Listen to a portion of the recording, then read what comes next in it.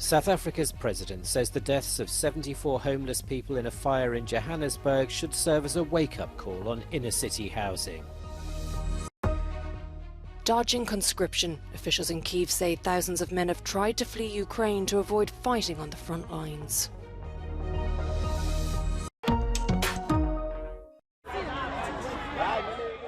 South Africa's President Cyril Ramaphosa visiting the scene of the tragedy in Johannesburg's central business district. A disused building there had become a temporary home for hundreds of homeless people. Ramaphosa described the fire as a wake-up call on inner-city housing. My deep condolences to the families of those who have passed away and those who are injured, and I do hope that the investigations into the fire will enable communities and authorities to prevent a repeat of such a tragedy.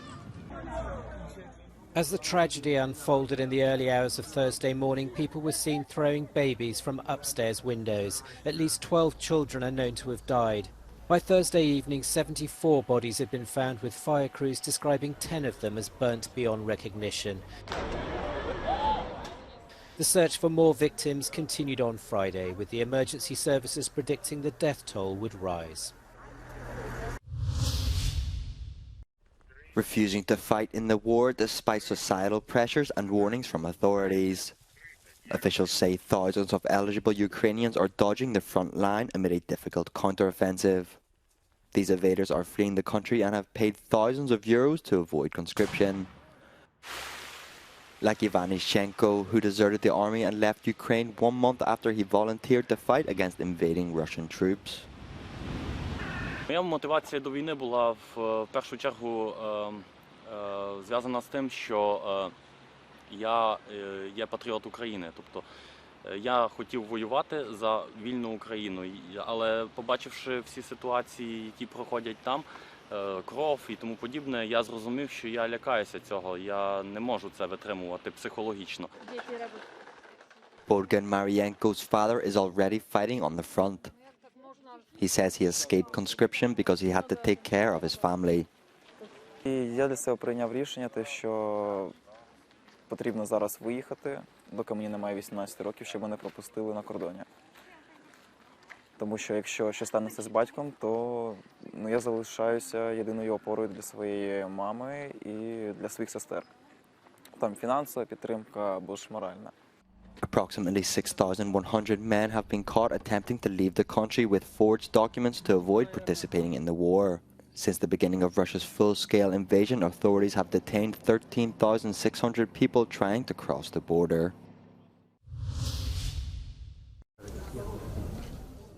On Thursday, Italian Premier Giorgia Meloni visited a Naples suburb where organised crime wields influence and 2 girls were allegedly raped repeatedly by local youths. Meloni promised to improve safety in the Parco Verde neighbourhood in the town of Caivano, where the girls, cousins aged 11 and 12, were allegedly assaulted. Meloni met the parish priest and other community leaders. She promised that an abandoned, run-down sports complex where some of the assaults are said to have taken place would be repaired and operational by spring. Meloni's visit comes as an attempt to affirm her right-wing government's efforts to combat organised crime. The Camorra crime syndicate, whose illicit businesses include drug trafficking, holds significant influence in Naples and its suburbs, which include some of Italy's most impoverished areas.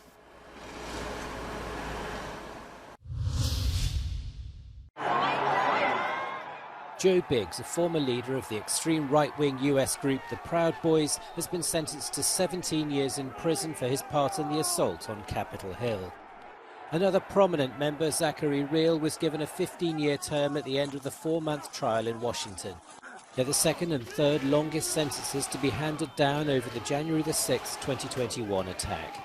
The men claimed they were simply following Trump's instructions and that they were also being held responsible for the violence of others.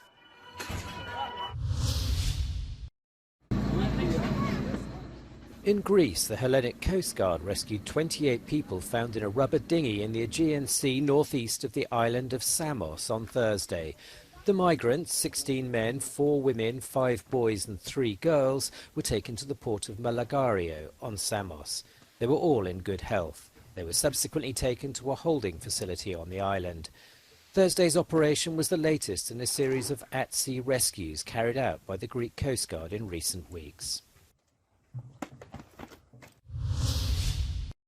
An out-of-use airport in the outskirts of Berlin may hold the key to helping make Germany more energy independent and cleaner. It's one of the sites that's being considered for digging of geothermal energy. That's a type of renewable energy that is sourced underground. This heating plant in a central district of the city is also being raised as a possible digging site. Chancellor Olaf Scholz said last week that the country's goal is to get as much geothermal energy as possible by 2030, with a focus on providing heating to buildings. The war in Ukraine forced Germany to massively decrease its reliance on Russian gas. The German Geothermal Association said that's when there was a strong spike in interest. But the group's managing director says there are obstacles to expanding geothermal use. We don't have enough money in the market for geothermal, and there are some moves of the government in this direction, but it's not fast enough. And then we have to be faster, a lot faster in permitting these geothermal installations. One study found that more than a quarter of Germany's heating could be served by geothermal energy. Berlin's local government is currently searching for more places for geothermal energy. It plans on starting deep digging in 2025. But some environmentalists say that's not enough, that the country should fully eliminate the use of fossil fuels. There is no other way to be in line with the Paris Agreement and other climate targets than renewable energy. And that's why it is so important that the German government stops investing in fossil fuels and starts pushing really hard and only for 100% renewable energies. Supporters say geothermal energy will help Germany rely on its own resources, and it's more reliable than some other renewable energy like solar. We are independent, it's cheaper, and it's you have it every time, especially if it's cold, then you often not have enough sun. But geothermal energy, the heat flow you have every time, 24 hours, 7 days. The Icelandic government has decided not to extend a temporary 2-month-long ban imposed on whaling amid animal welfare concerns. Svante Svavadorti, the Minister for Food, Agriculture and Fisheries, said the practice can resume on Friday, but with stricter conditions. Animal protection charity Humane Society International has slammed the minister's, quote, devastating and inexplicable decision. Iceland is one of 3 countries in the world that allows commercial whaling, along with Norway and Japan. Appreciated by tourists, loathed by locals, self-service e-scooters are finally being removed from the streets of Paris. Friday, September the 1st is the deadline imposed by city authorities for companies to collect their two-wheelers from around the French capital. It follows a referendum in April in which Parisians voted to ban the battery-powered scooters, confirming that many regarded them as an unbearable nuisance. On a commencé le retrait de nos 5000 trottinettes dimanche dernier. Et peu à peu, on va laisser dans les rues seulement nos 5000 vélos en libre service. Donc on retire principalement la nuit, entre 22h et 6h, entre 400 et 500 trottinettes par jour, avec 6 à 7 agents qui travaillent spécialement sur cette opération. Paris is the first European city to take such drastic action. Residents had complained of riders zigzagging through pedestrians and causing accidents. The scooter firms say they will deploy their products elsewhere.